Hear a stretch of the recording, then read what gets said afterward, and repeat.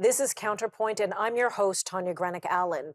Marriage, once considered a cornerstone of society, has undergone a transformation in recent decades. With evolving attitudes towards love and commitment and partnership, many have questioned the relevance of marriage in today's world. Well, enter Peter Jon Mitchell, co author of the recently published book, I Do Why Marriage Still Matters.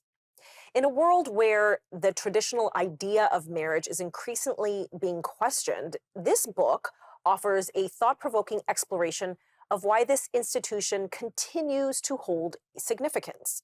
Drawing on research, cultural analysis, and personal insights, Mitchell and his co author make a compelling case for why marriage remains a cornerstone of not just individual happiness, but also for societal stability.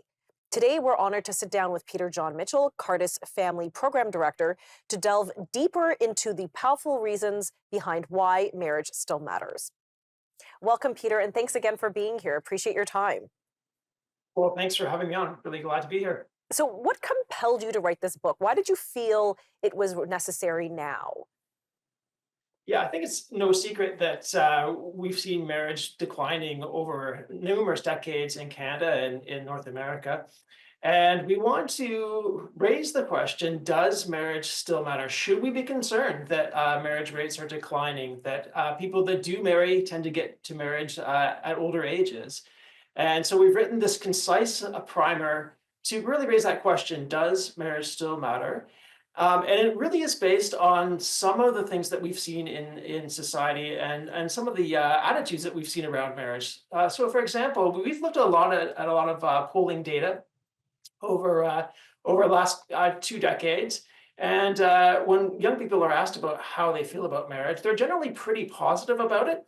But it's almost as if they see it's nice but unnecessary. And so we want to explore that attitude a little bit further, and that's what we do in this book.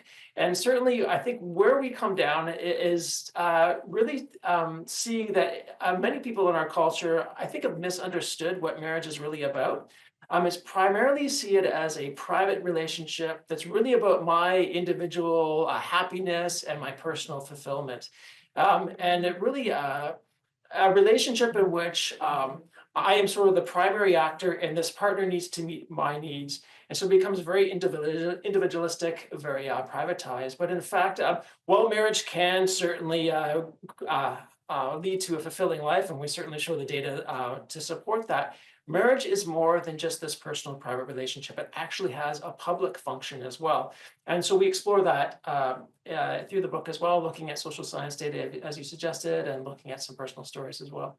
Yeah, well, I'm looking forward to delving right in. So, kind of in broad strokes, what were some of the key findings? You mentioned that young persons still in this day and age hold a positive view of marriage. Has that declined at all over the course of the decades, or when you say they still hold a positive view, meaning it's still 50% plus one?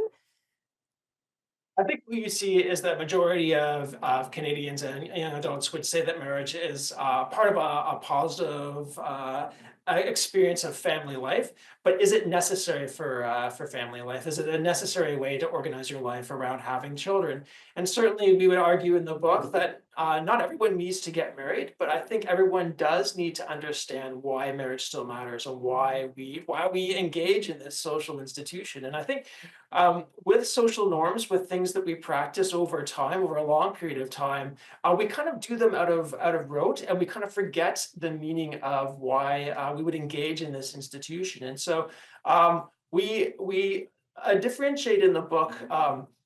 Between a soulmate model of marriage, which is pretty much what I've just described, that very personalized view of marriage, versus a more institutionalized version of marriage. And social institutions are really these bundles of social norms, of informal, formal rules, rights, natural rights, and obligations. And marriage does require us to limit ourselves in certain ways and certain behaviors for the good of the whole. And that's really sort of the aspect of marriage that we're trying to bring back into this book. And we're looking again at social science data on why this still matters to both individuals and also for the public good.